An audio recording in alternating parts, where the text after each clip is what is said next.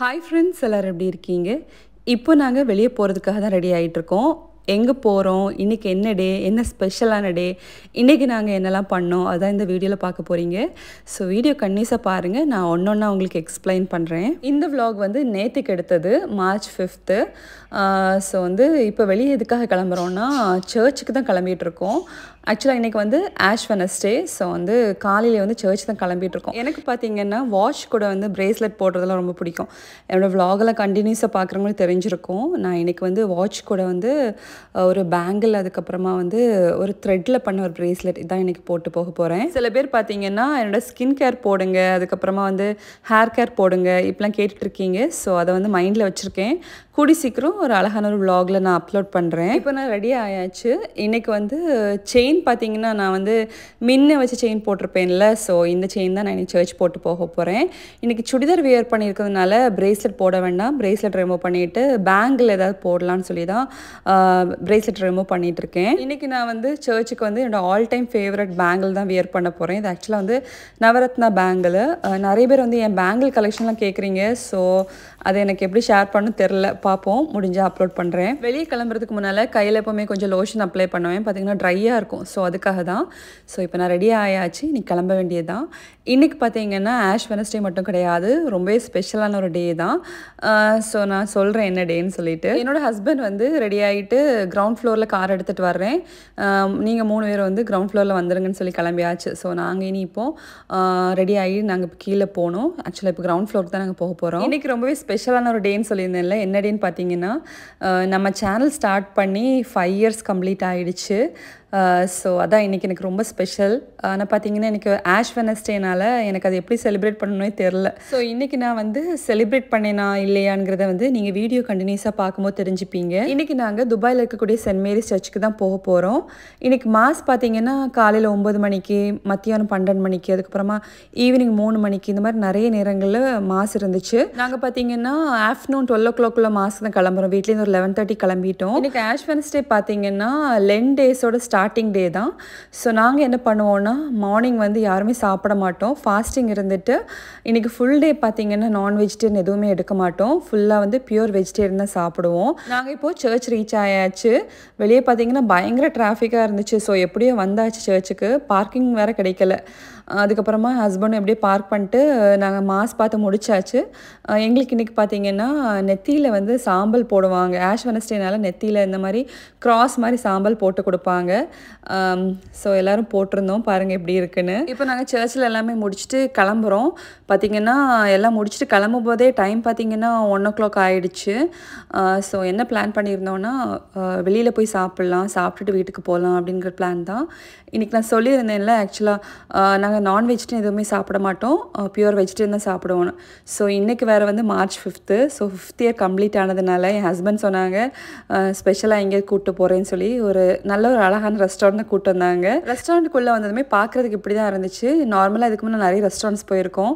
இந்த ரெஸ்டாரண்ட்டில் டேபிளில் பாருங்கள் நிறைய கப்பெல்லாம் அடுக்கி வச்சுருக்காங்க. எதுக்குன்னு நான் சொல்கிறேன். இந்த ரெஸ்டாரண்ட் நேம் பார்த்தீங்கன்னா ரசோய் கர் ரெஸ்டாரண்ட். இது ஒரு ஆதென்டிக் குஜராத்தி ரெஸ்டாரண்ட். டேபிளில் உட்காந்ததுமே ஹேண்ட் வாஷ் எப்படி பண்ண வைக்கிறாங்கன்னு பாருங்கள். எனக்கு இது ரொம்பவே டிஃப்ரெண்ட்டாக இருந்துச்சு.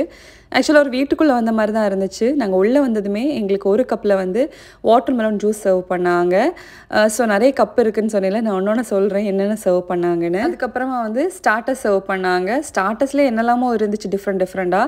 எனக்கு தெரிஞ்சது மட்டும் சொல்கிறேன். கச்சோரி, அதுக்கப்புறமா வந்து டோக்லா, இந்த மாதிரிலாம் இருந்துச்சு. ஆனால் இதுக்கு முன்னால் டோக்லா டேஸ்ட் பண்ணியிருக்கேன், எல்லோ கலரில் இருக்கும். இங்கே வந்து ஒயிட் கலரில் இருந்துச்சு. பார்த்தீங்கன்னா டேஸ்ட் ரொம்ப சூப்பராக இருந்துச்சு. நான் இந்த ரெஸ்டாரண்ட் டேஸ்ட் பண்ண ஒன்று அவ்வளோ நல்லா இருந்துச்சு. அதுக்கப்புறமா இன்னொரு கப்பில் வந்து மோர் சர்வ் பண்ணாங்க. மோர் இருக்குல்ல, அதுவும் ரொம்ப நல்லா இருந்துச்சு குடிக்கிறது, பயங்கர ஃப்ளேவர்ஃபுல்லாக இருந்துச்சு. இதெல்லாம் சாப்பிட்டு குடிச்சு முடிச்சதுமே வந்து பிளேட் வந்து எல்லாருக்கும் ஒரு பிளேட் வச்சாங்க. பிளேட்லேயே பார்த்திங்கன்னா நிறைய பவுல் இருந்தது. ஸோ என்னென்ன சர்வ் பண்ண போகிறாங்கன்னு எனக்கு ரொம்ப க்யூரியஸாக இருந்துச்சு. ஏன்னா வந்து நான் இது வரைக்கும் குஜராத்தி ஃபுட் எதுவும் டேஸ்ட் பண்ண கிடையாது, ஃபஸ்ட் டைம் டேஸ்ட் பண்ணுறேன்.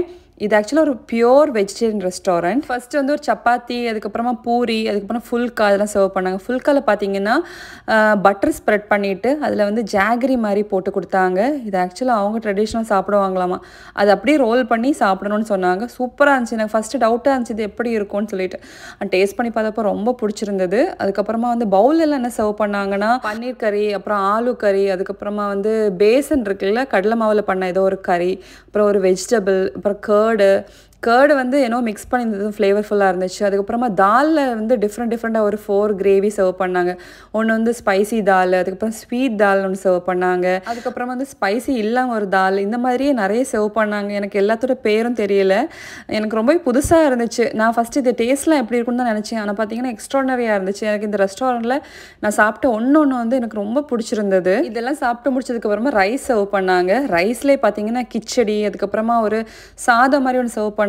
பாலக்கீரை இருக்குல்ல அதில் பண்ண ஒரு சாதம், அப்புறம் கர்ட் ரைஸ், பிளெயின் ரைஸ், இந்த மாதிரி நிறைய சர்வ் பண்ணாங்க. இங்கே எப்படின்னா சர்வ் பண்ணுறதுக்கு வந்து பக்கத்துலேயே நிற்கிறாங்க. நம்ம சாப்பிட்டு முடிச்சதுமே இன்னும் வைக்கட்டா, ரிப்பீட் பண்ணவான்னு சொல்லி கேட்குறாங்க. இங்கே ஹாஸ்பிட்டாலிட்டி ரொம்ப நல்லா இருந்துச்சு. ஸோ இது எல்லாமே சாப்பிட்டு முடிச்சதுக்கப்புறமா ஃபைனலாக வந்து எங்களுக்கு டெசர்ட் சர்வ் பண்ணாங்க. டெசர்ட் பார்த்தீங்கன்னா ஒரு ஃபேமஸ் குஜராத்தி ஸ்வீட்டு, பாதாம் அல்வா, அப்புறம் ஃப்ரூட் கஸ்டர்ட், இந்த மாதிரி நிறைய சர்வ் பண்ணாங்க. எல்லாமே ரொம்ப சூப்பராக இருந்துச்சு. ஸோ சொல்லணும்னா ரொம்ப திருப்தியாக சாப்பிட்டோம். உங்களுக்கும் இந்த ரெஸ்டாரண்ட்டில் சான்ஸ் கிடச்சுன்னா கண்டிப்பாக போய் ட்ரை பண்ணி பாருங்கள். ஆக்சுவலாக இன்றைக்கி வந்து என்னோடய 5th இயர் இந்த யூடியூப் சேனல் செலிப்ரேஷன் வந்து செம்மையாக செலிப்ரேட் பண்ண மாதிரி தான் எனக்கு ஃபீல் ஆச்சு. இது நாங்கள் ஃபேமிலியே செலிப்ரேட் பண்ணோம். எனக்கு வந்து ஃப்யூச்சரில் என்னோடய சப்ஸ்கிரைபர் எல்லாருக்கூடையும் செலிப்ரேட் பண்ணணும்னு ரொம்ப ஆசையாக இருக்குது. ஸோ பார்ப்போம் அது நடக்குமான்னு. நாங்கள் ரிட்டர்ன் வரும்போது பார்த்திங்கன்னா பயங்கர டிராஃபிக், செம்மையாக டிராஃபிக்கில் மாட்டிட்டோம். ஸோ டிராஃபிக்லாம் தாண்டி ஒரு வழியாக வீட்டுக்கு வந்து சேர்ந்துட்டோம். ஆக்சுவலாக கோயிலுக்கு போனது, ரெஸ்டாரண்ட் போனதெல்லாம் கூட டயர்ட் இல்லை. இந்த டிராஃபிக்கில் நின்று வந்ததெல்லாம் எல்லாருமே செம்ம டயர்டாயிட்டோம். எவ்வளோ டயர்டாக வீட்டுக்கு வந்தாலுமே மேட்ச் இருக்கான்ல, இவனை பார்த்ததுமே எங்களுக்கு வந்து டயர்டெல்லாம் போயிடும். தங்கமே சாப்பிட்டீங்களாம்மா? மேட்ச் இருக்கான்ல, இவனுக்கு வந்து இந்த ஹைட் அண்ட் சீக் கேம்னா ரொம்ப பிடிக்கும். நானும் அவனும் டெய்லி விளாடுவோம் இந்த ஹைட் அண்ட் சீக் கேம். அப்படின்னா ஒரு ரூமை போய் நான் ஒளிஞ்சுப்பேன், அவன் வந்து கண்டுபிடிப்பான். சூப்பராக விளாடுவான் பாருங்கள். அவனோட மெயினாக அவனுக்கு பிடிச்ச ஒரு ஹைடிங் ஸ்பாட் பாருங்கள் இதுதான். இந்த செடி இருக்குல்ல, இதை ஒரு வழி பண்ணிட்டான். இந்த இடத்துல இந்த செடியை பார்க்கும்போதே கஷ்டமாக தான் இருக்குது. ஆனால் சரி, அட்லீஸ்ட் அவனாவது ஹாப்பியாக இருந்துட்டு போட்டுன்னு விட்டாச்சு. அவனுக்கு ஒரு ஃபாரஸ்ட்டுக்குள்ளே இருக்கிற மாதிரி தான் அவனுக்கு ஒரு ஃபீல் இருக்கும் போல் இந்த செடிக்குள்ளே உட்காந்துருக்கும் போது. ஸோ வந்து அடிக்கடி இதுக்குள்ளே போய் உட்காந்துப்பான். ஸோ அவனுக்காகவே சரி இந்த செடி இங்கேயே இருக்கட்டும்னு விட்டு வச்சாச்சு. இங்கே பாருங்கள், ஒளிஞ்சு நின்று என்ன எட்டி பார்க்குறான். எவ்வளோ க்யூட்டாக இருக்கான்ல. சர்ச்சுக்கு போயிட்டு வந்து எல்லோரும் டயர்டில் கொஞ்ச நேரம் தூங்கி எழும்பி சரி ஈவினிங் வந்து காஃபி போடணும்ல, அதுக்காக தான் கிச்சனுக்கு வந்திருந்தேன். என்னோடய சேனல் ஸ்டார்ட் பண்ணி 5 வருஷம் கம்ப்ளீட் ஆகிடுச்சு சொன்னேன்ல.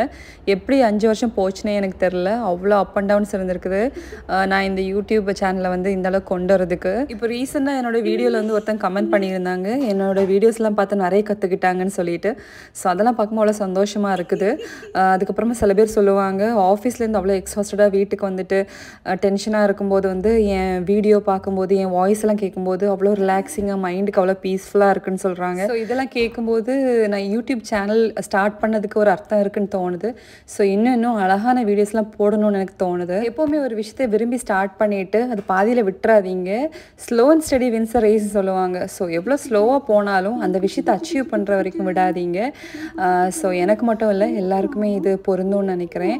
டக்குன்னு ஒரு விஷயம் நம்மளுக்கு கிடச்சிருச்சுன்னா அது நிலைக்காதுன்னு சொல்லுவாங்க. பொறுமையாக ஒரு விஷயம் வந்து கிடைக்கும்போது அது எப்போவுமே நம்மள்கிட்ட நிலச்சிருக்கும்னு சொல்லுவாங்க. ஸோ வந்து என் சேனல் வந்து ரொம்ப ஸ்லோவாக போகிறதா இருந்தாலும் 1000 சப்ஸ்கிரைபர் ரீச் ஆகிறதுக்கே நான் ரொம்ப டைம் எடுத்தேன். 10,000 இருக்கட்டும், இப்போ 21,000 ரீச் பண்ணியிருக்கேன். ஸோ இதுக்கு 5 years ஆயிருக்கு. ஸோ இன்னும் நிறைய வீடியோஸ் போட்டு நிறைய சப்ஸ்கிரைபர்ஸ் எனக்கு இன்னும் வருவாங்கன்னு நம்புகிறேன். ஸோ அதுக்கு உங்கள் எல்லாரோட சப்போர்ட் எனக்கு ரொம்ப முக்கியம். இதே மாதிரி எப்போவுமே உங்கள் சப்போர்ட் எனக்கு தந்துட்டுருங்க. ஓகே, விலாகுக்குள்ளே வரலாம். ரொம்ப நேரம் போர் அடிச்சிட்டேன்னு நினைக்கிறேன். ஈவினிங் வந்து காஃபி போட்டிருக்கேன்னு சொன்னேன்ல, என் ஹஸ்பண்டுக்கு வந்து காஃபி போடுறேன். எனக்கு பார்த்திங்கன்னா க்ரீன் டீ தான் போடுறேன். ஆக்சுவலாக வந்து ஹெல்த் கான்ஷியஸாக நான் வந்து க்ரீன் டீலாம் குடிக்கிறேன்னு நினைக்காதீங்க, அப்படிலாம் ஒன்றும் கிடையாது.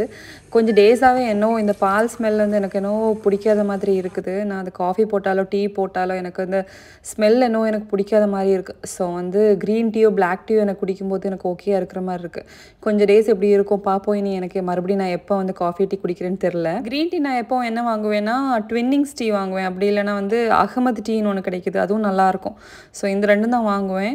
இதுக்கு முன்னால் ஸ்ரீலங்கா போயிட்டு வந்திருந்தப்போ க்ரீன் டீ வாங்கிட்டு வந்திருந்தேன், அதுவும் நல்லா இருந்துச்சு. ஸோ ஈவினிங் வந்து டீ எல்லாம் போட்டு குடிச்சிட்டு இன்றைக்கி டின்னருக்கு என்ன பண்ணலான்னு பிளான் பண்ணியிருந்தேன்னா, டின்னர் வந்து நான்வெஜிடேரியன் எடுக்கக்கூடாது, ஸோ வந்து வெஜிடேரியன் தான் பண்ணணும். ஸோ பிஃபோர் டே நான் வந்து பிளான் பண்ணி வச்சுட்டேன், தோசை மாவெல்லாம் அரைச்சி வச்சுட்டேன். ஸோ வந்து நைட்டுக்கு வந்து தோசை சுட்டுட்டு சாம்பார் அதுக்கப்புறம் சட்னி வைக்கலான்னு தான் என்னோடய பிளானு. ஸோ பிஃபோர் டே நான் வந்து அரைச்சி வச்சுட்டேன், அழகாக பொங்கிடுச்சு மாவு. இன்றைக்கி நைட் டின்னருக்கு வந்து தோசை சட்னி சாம்பார் ஓகேன்னு கேட்டப்போ எல்லோரும் ஓகேன்ட்டாங்க. ஆக்சுவலாக எனக்கு லஞ்சு ரொம்ப ஹெவியாகவே ஆகிடுச்சு, எல்லாருக்கும் வயிறு ரொம்ப ஃபுல்லாக தான் இருக்குது, நைட் சாப்பிட்ற மூடே இல்லை. சரி இன்றைக்கி எல்லோரும் ஆளுக்கு ஒரு தோசை சாப்பிட்லான்னு பிளான் பண்ணியாச்சு. என் பொண்ணு பார்த்திங்கன்னா அவள் லஞ்ச் வந்து ஒழுங்காகவே சாப்பிடல இன்றைக்கி. அவளுக்கு இந்த மாதிரி டிஃப்ரெண்ட்டாக தான் ரெஸ்டாரண்ட் போனாலே ஒழுங்காக சாப்பிட மாட்டாள்.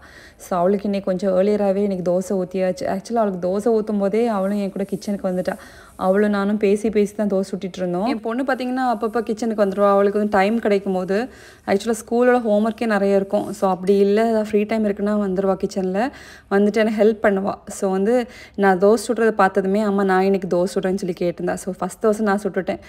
சரி நெக்ஸ்ட் தோசை வந்து நீயே சுட்டுக்க உனக்கு பிடிச்ச மாதிரின்னு சொல்லியாச்சு. மோஸ்ட் ஆஃப் த டைம் பார்த்தீங்கன்னா கிச்சனில் நம்ம தனியாக நின்று சமைக்கிற மாதிரி இருக்கும். எப்போவாச்சும் இந்த மாதிரி யாராவது வந்து நம்ம கூட நின்று ஹெல்ப் பண்ணவோ இல்லை பேசிகிட்டு இருந்தாலே போதும், நமக்கு கூட நின்று அதுவே பெருசாக தான் இருக்கும். நம்மளை வந்து ரொம்ப நேரம் வேலை செய்கிறது வந்து யார்கிட்ட நின்று பேசிகிட்டே இப்படி வேலை செய்யும்போது வந்து சீக்கிரமாக அந்த வேலை முடிஞ்ச மாதிரி இருக்கும். எனக்கு அந்த மாதிரி ஃபீல் ஆகும். ஸோ இன்றைக்கி என் பொண்ணு வந்து எனக்கு கூட தோசையோட ஹெல்ப் பண்ணதுனால நான் சைடில் வந்து சட்னி தான் பண்ணிகிட்டு இருந்தேன். ஸோ சாம்பார் கூட வந்து ஒயிட் சட்னி வச்சா நல்லாயிருக்கும், பச்சை மிளகு போட்டு. ஸோ இன்றைக்கி வந்து பச்சை மிளகு அதுக்கப்புறம் பொட்டுக்கடலை இதெல்லாம் போட்டு தான் சட்னி பண்ணியிருந்தேன். சட்னியில் வந்து பொட்டுக்கடலை போட்டு பண்ணும்போது சூப்பராக இருக்கும். ஸோ இன்றைக்கி வந்து சட்னி தாளிக்கிறதுக்கு தேங்காய் எண்ணெய் எடுத்தேன். இடையில சொல்லியிருந்தேன் கிளைமேட் சேஞ்ச் ஆகுது, தேங்காய் எண்ணெய்லாம் மெல்ட் ஆகுதுன்னு. மறுபடியும் பாருங்கள் கட்டி பிடிச்சிருக்குது. ஈவினிங் டைமில் பயங்கர குளிராக இருக்குது இங்கே இப்போது. நானும் தேங்காய் எண்ணெய் விடுற மாதிரி இல்லை, அது எப்படியோ மெல்ட் பண்ணி தாளிக்கிறதுக்கு எடுத்தாச்சு. பார்த்திங்கன்னா தேங்காய் சட்னிக்கு வந்து தேங்காய் எண்ணெய் எடுத்து தாளித்தா தான் நல்லாயிருக்கும், வேறு ஏதாவது எண்ணெயில் தாளிக்கும் போது நல்லா இருக்காது டேஸ்ட்டு. ஸோ அதுக்காக தான் கஷ்டப்பட்டு மெல்ட் பண்ணி சட்னி வந்து தாளிச்சாச்சு. ஓகே ஃப்ரெண்ட்ஸ், எங்களுக்கு இன்றைக்கி ஃபுல் டே இந்த மாதிரி தான் போச்சு. கண்டிப்பாக வீடியோ பார்த்து எல்லோரும் என்ஜாய் பண்ணியிருப்பீங்கன்னு நம்புகிறேன். வீடியோ பிடிச்சா லைக் பண்ணுங்கள், உங்கள் ஒப்பீனியனை கமெண்ட் மூலமாக எனக்கு தெரிவிங்க, கண்டிப்பாக ரிப்ளை பண்ணுறேன். என்னோடய சேனலை நீங்கள் சப்ஸ்கிரைப் பண்ண பார்த்துட்ருக்கீங்கன்னா ப்ளீஸ் சப்ஸ்கிரைப் பண்ணுங்கள், உங்கள் சப்போர்ட் எனக்கு ரொம்ப ரொம்ப முக்கியம். ஓகே ஃப்ரெண்ட்ஸ், இதே மாதிரி இன்னொரு அழகான vlogல உங்கள் எல்லோரையும் நான் மீட் பண்ணுறேன். அது வரைக்கும் ஹாப்பியாக இருங்க, சேஃபாக இருங்க. Thank you so much, have a nice day, bye.